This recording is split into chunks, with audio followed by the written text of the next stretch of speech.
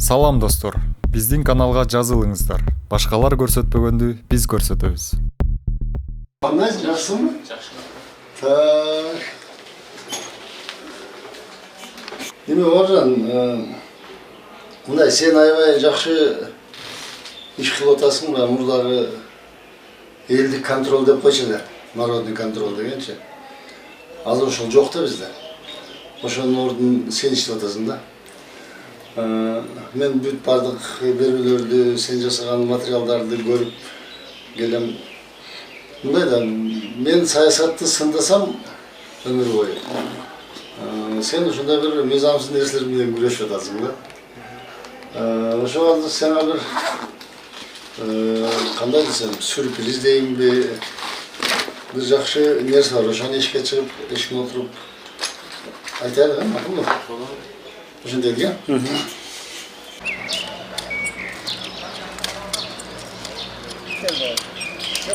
Аяк таштайлыксың дагы. Мындай жылыш бар бунда.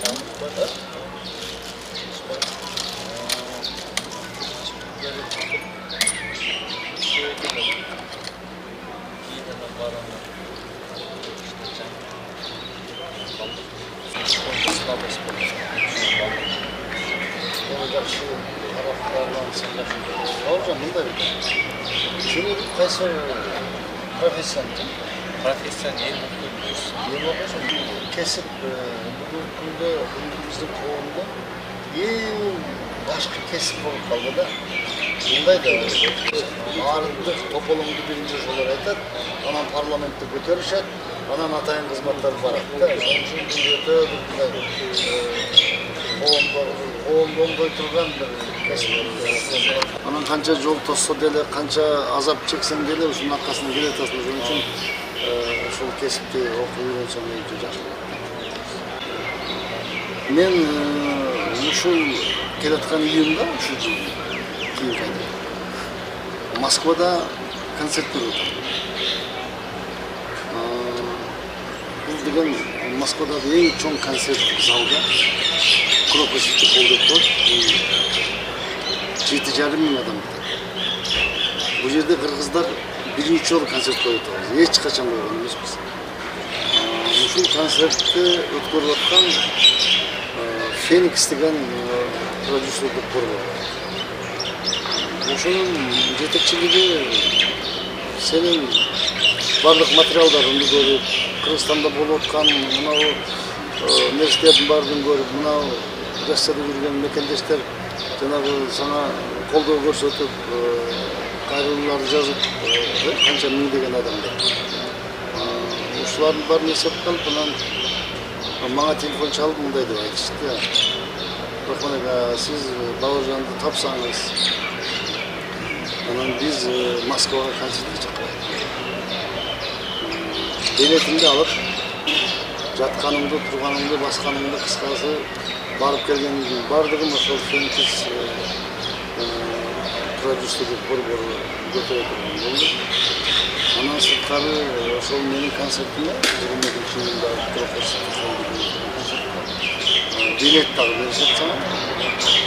Ал билет, ар бир билетте утуштар бар да. 2 жаңы машина бар. Турцияга путевкалар бар, 20 смартфон бар, акчалуу сыйлыктар бар. Сен мына Орозон күндө деп ар кандай нерсенин бардыгын кечиримдүү болуп, мен ушунун баарын кечтим. Кудайдан. Дегеним, ошону угуп анан бул жигиттин ден соолугун кичине бир жакшылаганга ушакка келип, ушактагы Бауыржанды колдогон мигранттардын астында ошолор менен чогуу эс алып кетси деп ошол чакырдым. Сен макул болсоң, паспорттарыңдын көчүрмөсүн мага берсең, мен аякка жөнөтөм, алар сага билетти алат. Кудай буйрса биз менен чогуу ошол бүт чыгармачыл инсандар Гүлжүгүр Сатыбек, Самара Каримова, мен ар бир айдын алчысы деген долбоорун кудулдагы Жани дегендер кыскасы бир 10дон ашык чыгармачыл топ менен борончу чогуу Москвага учуп барып 22'sinde ушул концертти Крокус холлда өткөзүп, анан биз менен кайтып келесиң. Кандай дейсиң? Allah razı olsun. Анан сага бир неме айтып коеюн. Анан Москвага барып дагы магазиндерди кирип тартып, просрочун табар экен деп узучу кылбай, макулбу? Тамаша. Бир убактарда мындан 10 жыл мурун ушундай сен өткөндөй мыйзамсыз бул адамдын туура жасап аткан ишин мыйзамсыз деп алып барып камап салышкандагы 10 жыл ушундай бир запах көргөм да. Анан ошол мынтип айтып атат да. Азыркы замандын өскөнүнө мынау соцсеттин мындай элге маалыматтын тез жеткендиги үчүн Бауыржанды ошончо эл колдоп көтөрүп чыгышып, мынау жерден алып чыгып коюшту. Эгерде илгери ушундай болгондо, мени дагы элдер колдонбогон эле. Анда мындай шарт болбой калган үчүн эч ким укпай калып, бийлик каалагандай каралап, каалагандай күнөөлөп, ушундай абалдан өткөнмүн. Ошон үчүн мен бул баланы чакырып, ошол жерде ушундай бир сый көрсөтөйүн деп атат. Ошол чакырууну сен кабыл ал. Анда паспорттарды берсең, эртеге бул экөөбүздүн маегибизди тартып чыгарып коелуп, алар көрсүн, мен сага келгенимди, экөөбүз сүйлөшкөнүбүздү. Паспорттун элинде сүрөт турган адам бар, оригинал үйдө. Боло берет. Паспорттун сүрөтүн алабыз, оригинал жок. Сүрөтүн берсең, WhatsApp'тан берип койсоң болот. Мына ушул Бауыржан. Анда чоңу кеттик анда. Кудай буйрса, Москвадагы убакыт иштеп жүргөн биздин жерде иштеп. Мына силердин суроо талапты орундатып, Бауыржан экөөбүз сүйлөшүп отурабыз. 22-июнда Крокус холлдо чогуу келип, Бауыржан менен сүйлөшүп, өзүңөрдүн айтып отурган оюңарды айтсаңар болот. Кыскасы ошол чоң майрамда, чоң концертте Бауыржан биз менен бирге болот. Рахмат сиздерге, Allah razı olsun. Макул, тез жакшы болуп чыкты, да? Рахмат. Макул болот. Жалпы эле маалымат бере кетсеңиз. Эми жана бул жерде айтпадымбы? Бул идея дейбизби? Бул кандай? Бул ойдун туулушу буга себепкер Бауыржандын жанагындай материалдарды көтөрүп чыкканы болду. Бул биринчи жолу эмес, буга чейин бир топ жолу ушундай ызышуу материалдарды интернеттен көргөнбүз. Анан ал негедир көбөйүп отуруп, акыры кечеги жакшы эмес жерге чейин барып калды да. Ушунун бардыгын бүт дүйнөдөгү кыргыздар көрүп атат. Азыркы маалымат аймагы деген ошончо болуп калды. Азыр ар кандай нерсени эртеси эле угабыз. Россиядагы ушул иштеп аткан мигранттар аябай чоң колдоо көрсөтүштү буга. Анан бул концертти биз буга чейин эле баштаганбыз. Бул концертти уюштуруп өткөрүп аткан Феникс продюсерлук борбору. Анын жетекчиси бул материалдарды көрүп, Рахман ака, ушул 22-синдеги концертке Бауыржанды барып чакырбайсызбы? Сиз ошол жердесиз го дейт. Анан мейли чакырайын. Неге десем, биз ушунчалык бир көрүп отуруп аябай өкүнүч менен, аябай бир мындай кайгыруу менен карап турдук. Ушундай да болобу? Басып кирген бала монтип балдак менен чыгып отурса, анан биз кандайдыр бир моралдык жактан колдоо көрсөтүп коелук деп атабыз. Москвада 22-синде чогуу алганча келсеңиз, анан барып келип эс алып. Биз конференция кошуп беребиз, давайте рушат беребиз. Борамысыңдар болгонуна. Не болду?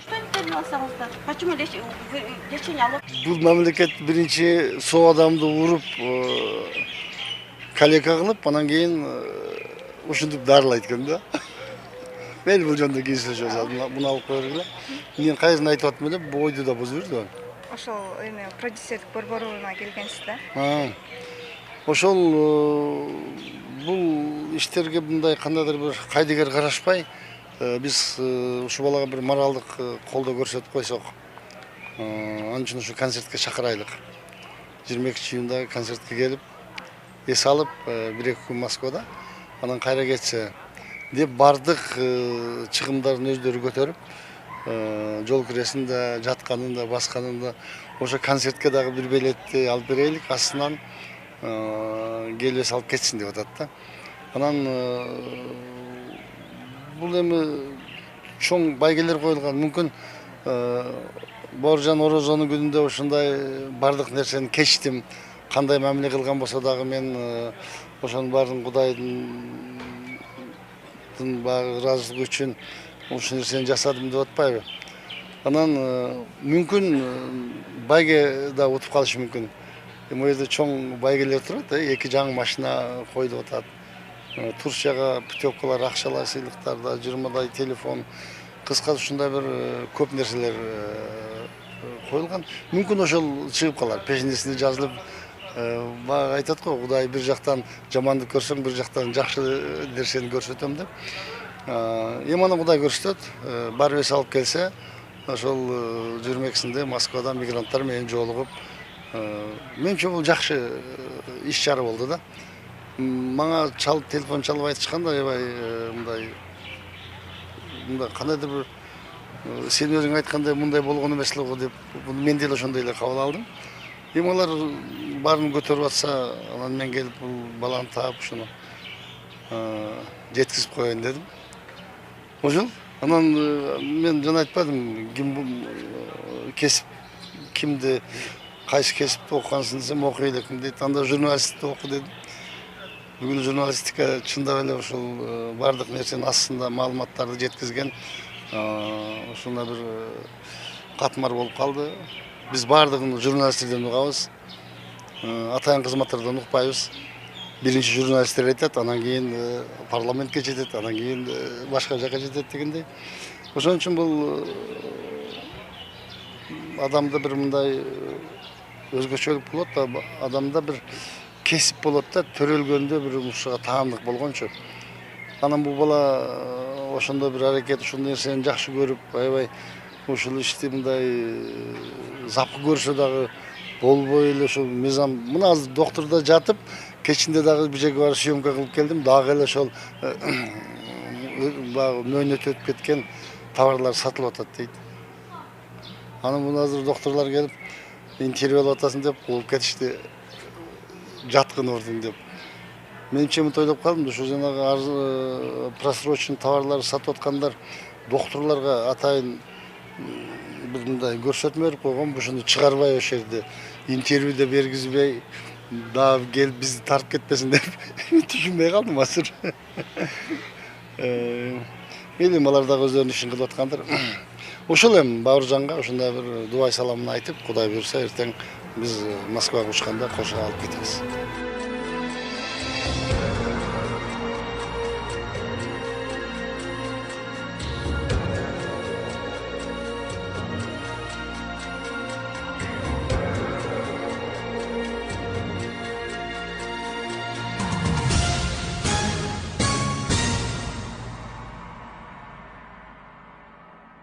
Чынын айтсам, мен күткөн эмесмин, ойлогон эмесмин. Мен үчүн аябай чоң сыймык, кубаныч болду десем жаңылышпайм. Алланын каалоосу менен күтүлбөгөн, мен ойлогон жактан бир кубанычтуу кабар болду десем болот. Мен рахмат, ошончо кыргыз элим кайдыгер карабай колдоо көрсөтүп, ушундай жакшы колдорун көрсөткөнүнө, колдоолун көрсөткөндө мен кыргыз элим алдында башымды ийип тазим кылам, рахматымды айтам. Анан ошол эми азыр тил менен жеткизип айтыш кыйын болуп атат. Мен ушунда толкунданып, кубанып, сыймыктанып турам. Ошо бардык кыргыз элиме дагы бир жолу рахматымды айтам. Бул нерсени күттүңүзбү? Жок, мен күткөн эмесмин. Чынын айтсам, мен күткөн эмесмин. Мындай болот деп ойлогон да эмесмин. Анан Кудайдын кудурети экен. Мен ошо түрмөгө камалганда дагы ошончо мисалы сабалып, кордолуп, ачка жаткан учурда дагы мен күткөн эмесмин, сырттан кабарым жок болчу. Ушунчалык кыргыз элим колдоп, жардам беришип, себепкер болду да, чыгып калдым эркиндикке. Биринчи Кудайдан, анан ата-энем дугасы, кыргыз элинин колдоосу менен эркиндикке чыгып калдым. Мындай нерсени мен күткөн эмесмин, ойлогон эмесмин. Мен азыр унутуп калдым, мен ошол жана кыйналып, таяк жеп буга чейин да көп курдап келген. Алардын баардыгын унутуп калдым. Азыркы ушул кыргыз элинден канчалаган чалуулар болуп атат, WhatsApp'тардан колдоо көрсөтүп атат. Жалгыз эмессиң, артында калың кыргыз элиң бар. Еш чөкпө, мындан ары жумушуңду улант, билим ал, мекениңе, элиңе, жериңе кызмат кыл деп дем күч берип атат. Мен ошол азыр дем күч менен андан бетер күчтөнүп, анан кийин өткөн күндөрдү мен унутуп калдым десем деле болот азыр. Кайгырбайм деле. Наоборот, сыймыктанып атам. Мен кыргыз элим үчүн ушунча канчалаган сыноолор өттү баштан. Көп кортуктарды көрдүм. Буюрса мындан ары жумуш уланат акырына чейин. Феникс продюсердик борборунун жамаатына жана ошол жерде атайын 22-июнда боло турган чакыруу кыргыз элинин колдоосу менен чакырышыптыр. Мен күткөн эмесмин, ойлогон эмесмин. Кудай буйрса жолугушабыз кыргыз элинин 22-июнда. Мен буга чейин мигрант болуп баргам көп жылдар башта Москвага. Анан мен ойлогон эмесмин, эми конок болуп Москва шаарына барам деп. Мен үчүн күтпөгөн бир чоң бир жаңылык болду. Мен рахматымды айтам. Буйрса аманчылык болсо жолугабыз, буйрса. Ошол эле ошол Москвада мени колдоп күтүп аткан бардык инсандарга терең ыраазычылыгымды айтам. Рахмат.